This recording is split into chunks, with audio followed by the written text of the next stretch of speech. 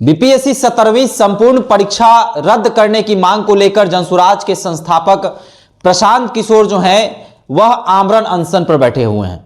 देखिए, इनका आमरण अनशन बिहार की राजधानी पटना स्थित गांधी मैदान के गांधी मूर्ति के नीचे है।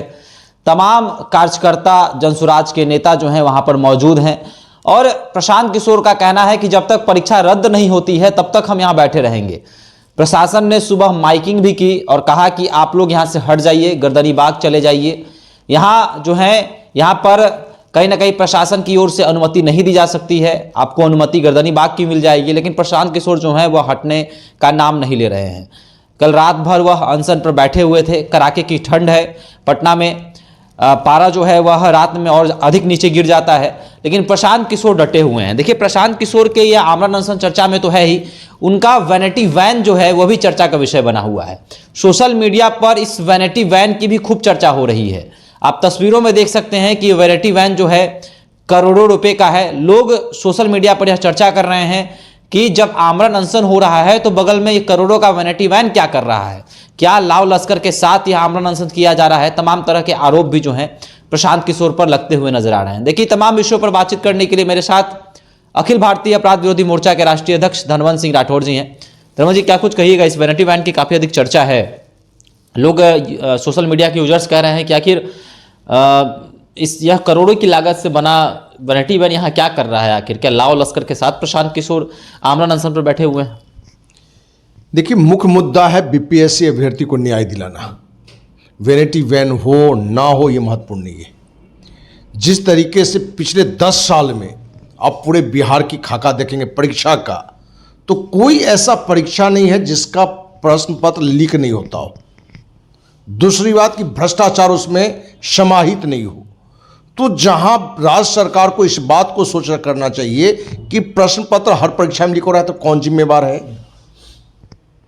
बीपीएससी में जिस तरह से शुरुआत से ही एक माहौल खराब दिखा नॉर्मलाइजेशन के मुद्दे को लेकर, तो जहां बीपीएससी ने एक विद्यार्थियों के बीच में एक गलत मैसेज अब जिस तरीके से भी निकला हो कि नॉर्मलाइजेशन सिस्टम आएगा, और जब विद्यार्थी वहां इस मुद्दे को लेकर आंदोलन के लिए आए तो उनको पिटवाया गया और बाद में बीपीएससी ने कहा कि नॉर्मलाइजेशन वाली बात तो थी ही नहीं। तो बीपीएससी की नैतिकता कहता है कि आप 2 दिन 3 दिन पहले इस चीज की खबर देते तो विद्यार्थी उसके लिए जाते ही नहीं। अब परीक्षा के दिन ये तो स्पष्ट है कि अनियमितता हुई, क्योंकि बापू परीक्षा केंद्र पर जिस तरीके से वहां हंगामा हुआ लेट से प्रश्न पत्र मिलने के कारण या जो भी बातें थी, अब ये 18,000 स्टूडेंट की पुनर्परीक्षा होगी, री एग्जाम होगा बाकी को छोड़ के। तो जो नॉर्मलाइजेशन वाली का जो विरोध था बीपीएससी अभ्यर्थी का, वो तो फिर से बात आ गई, क्योंकि ये 18,000 का अलग से परीक्षा लिया जाएगा। यदि मान लिया जाए कि इनका आसान प्रश्न कर दिया जाए तो इस परीक्षा में तो टोटल रिजल्ट ही 22,000 आने हैं पीटी का।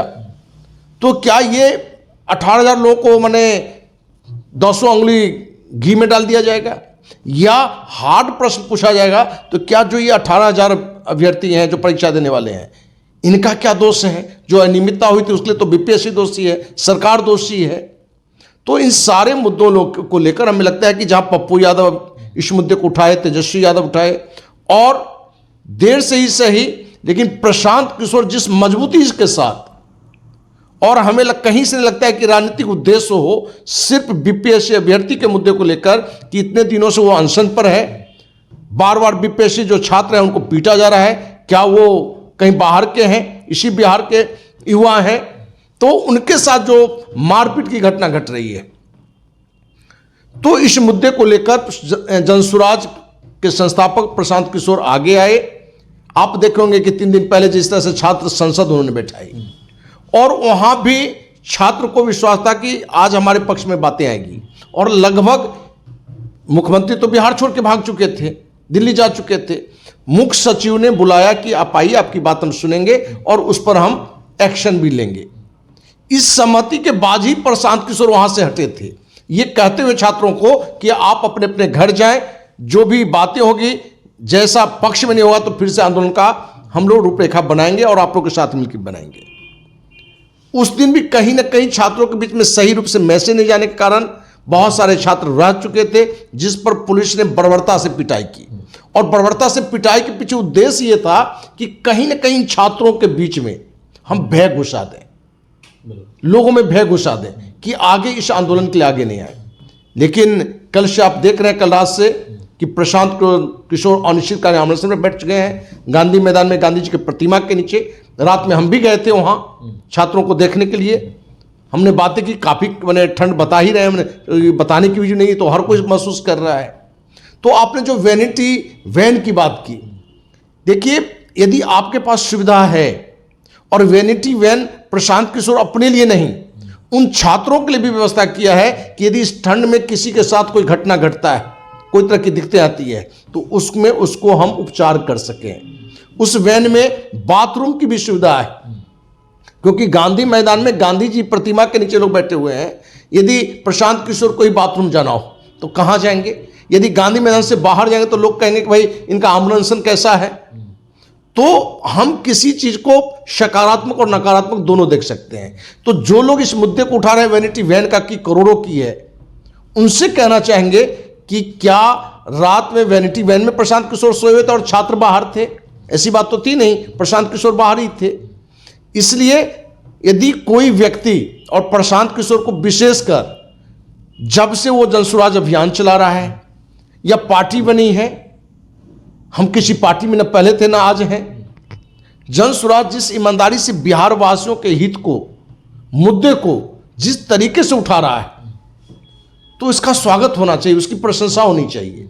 लेकिन आप देखेंगे कि बीपीएससी अभ्यर्थी में भी फाड़ कर दिया गया। पप्पू यादव समर्थक अलग, तेजस्वी समर्थक अलग, प्रशांत किशोर समर्थक अलग, जबकि होनी क्या चाहिए थी कि बीपीएससी के परीक्षार्थी के समर्थन में सबको एकजुट होकर होना चाहिए। प्रशांत किशोर तो कहीं से तेजस्वी या पप्पू यादव का विरोध नहीं किया, लेकिन पप्पू यादव प्रशांत किशोर के बारे में शब्द बोले। भाई आप बीपीएससी अभ्यर्थी के पक्ष में आए हो तो उसके पक्ष में जो भी आ रहा है उसका समर्थन करना चाहिए, उसका सपोर्ट करना चाहिए। लेकिन पप्पू यादव वहां उलूल जुलूल बयान देते हैं, इसके लिए जितनी पप्पू यादव की निंदा की जाए कम नहीं। लेकिन बीपीएससी के अभ्यर्थी के पक्ष में पप्पू यादव भी लगे हुए हैं, इस बात के लिए प्रशंसा भी होनी चाहिए।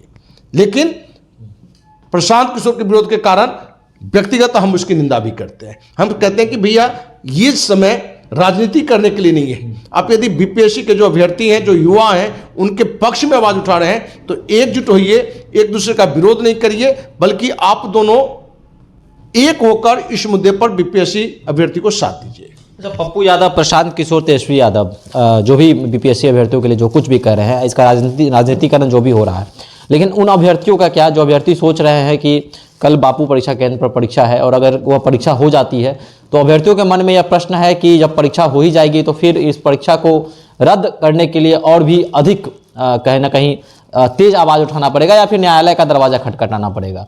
तो आपको क्या लगता है कि अब कल जो परीक्षा हो जाएगी उसके बाद अभ्यर्थी क्या करेंगे? क्या न्यायालय का दरवाज़ा खटखटाएंगे? क्या अब कोर्ट से ही मामला जो है इसकी सुनवाई हो पाएगी?